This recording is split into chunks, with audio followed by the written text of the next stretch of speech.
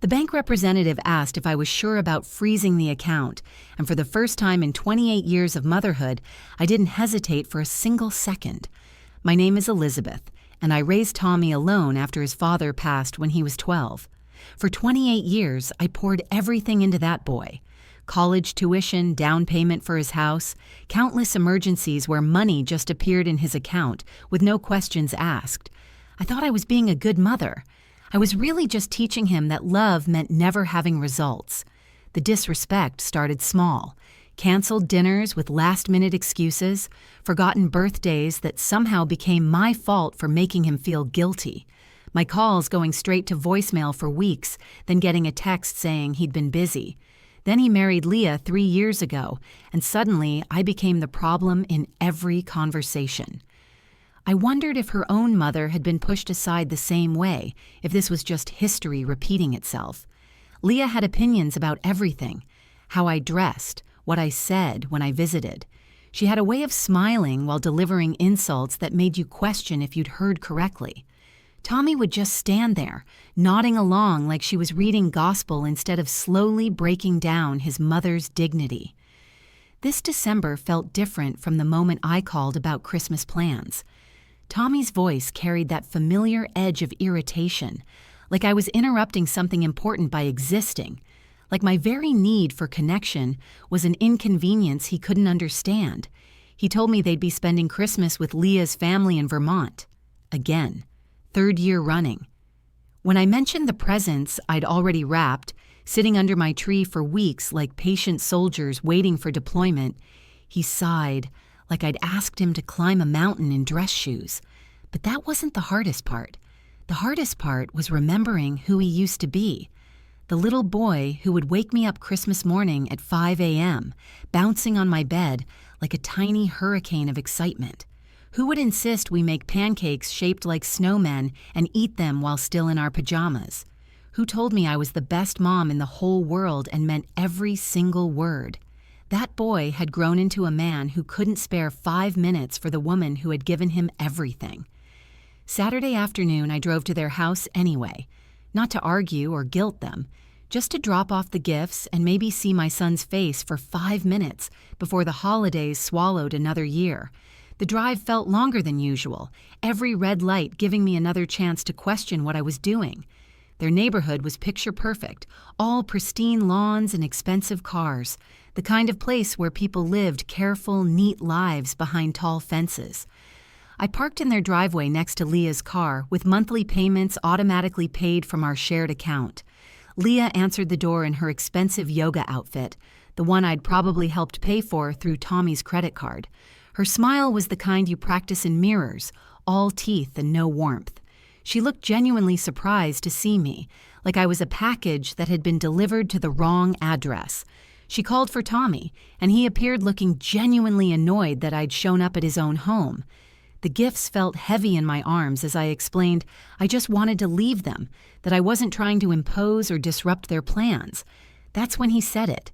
5 words that landed like a physical blow to everything I thought I knew about my relationship with my son. "Not this Christmas, Mom." Leave. The way he said it wasn't angry. It was dismissive. Like I was a door-to-door salesman he couldn't be bothered to politely decline. Behind him, Leah's expression shifted to something that looked almost satisfied, like she'd been waiting for this moment for 3 years.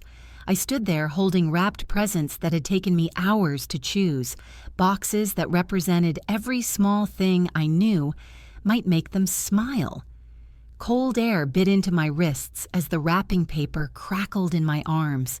The silence stretched until it became painful, filled with everything I wanted to say and couldn't.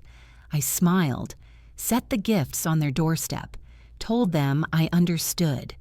What I found in his voicemails changed everything. I drove home in a strange kind of calm, not the broken-hearted numbness I'd felt after previous rejections, but something clearer, something that felt like a decision forming itself in the quiet space where my expectations used to live. Sunday passed quietly. I made myself a nice dinner, opened a bottle of wine that had been waiting for a special occasion, and watched old movies without checking my phone once. For the first time in years, I spent an entire day without wondering if Tommy needed anything. The silence felt like a gift I was giving myself. Monday morning, I called the bank. The account Tommy and I shared had been opened when he started college, back when he was grateful for every dollar, and still called to thank me for deposits. Initially for emergencies and tuition payments, but it had evolved into something else over the years, a safety net that had grown comfortable and expected, a pipeline that flowed one direction, from my work to his lifestyle. It wasn't a full joint account, an old account I opened when he was 18. He only had attached access for convenience. The bank representative asked if I was sure about freezing the account. For the first time in 28 years of motherhood, I didn't hesitate. The first call came at 11:47 a.m. I was having coffee and reading a book I'd been meaning to finish for months, finally able to focus on someone else's story instead of constantly managing my own. I watched his name light up my phone screen and felt something I hadn't experienced in years, complete peace about not answering. By evening, the number had climbed to 7 missed calls. Tuesday brought 14 more. I wasn't ready for what Leah said next. Wednesday morning, I finally listened to the voicemails. The progression was remarkable, like watching someone realize that the safety net they'd taken for granted had suddenly disappeared. The first few messages were confused, then frustrated. Tommy's voice carried that familiar expectation that I would fix whatever problem had appeared in his world. The voicemails told a story. First confusion at the declined card, then panic about Christmas shopping, then Leah's voice sharp in the background about declined deposits and gift purchases. Message 12 was Tommy alone again, but different, angrier. He accused me of playing games, of trying to manipulate them into including me in their holiday plans. The irony wasn't lost on me that he thought my absence was manipulation when years of presence had been dismissed as neediness. Message 15 was where everything shifted. Leah had taken the phone. Her voice was shaking with rage as she called me manipulative, controlling, and selfish. She said I was trying to ruin their Christmas because I couldn't accept that they didn't want me around. She accused me of being bitter and jealous of their happiness. Then she said something that made clear every decision I'd made in the past 3 days. She said a normal mother wouldn't do what I did and implied I was too needy. The words hung in my kitchen like smoke. Normal mothers. As if 20 years of unconditional support and love was somehow abnormal.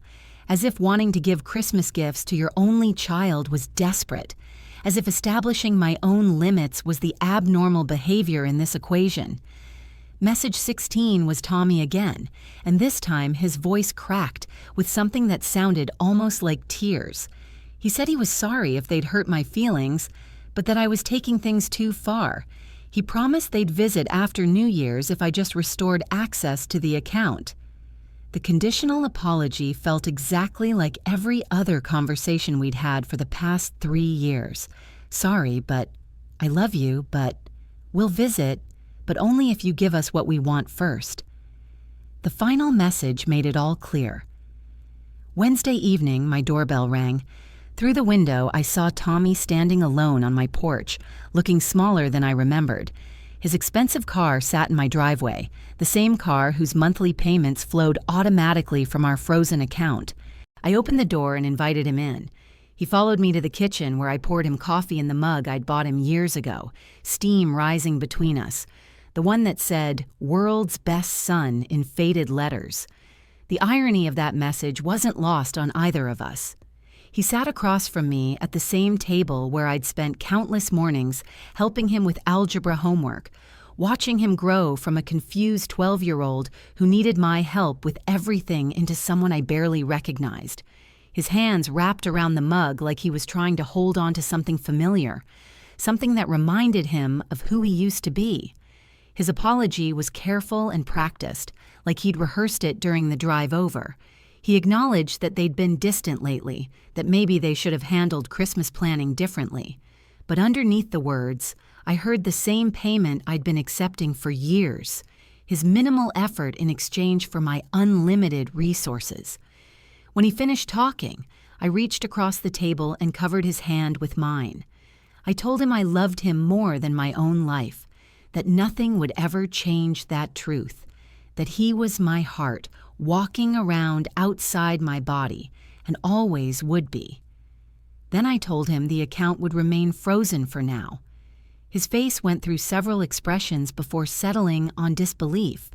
He pulled his hand away and asked me what I meant, as if the words hadn't been clear enough, as if the concept of results was so foreign that he couldn't process it.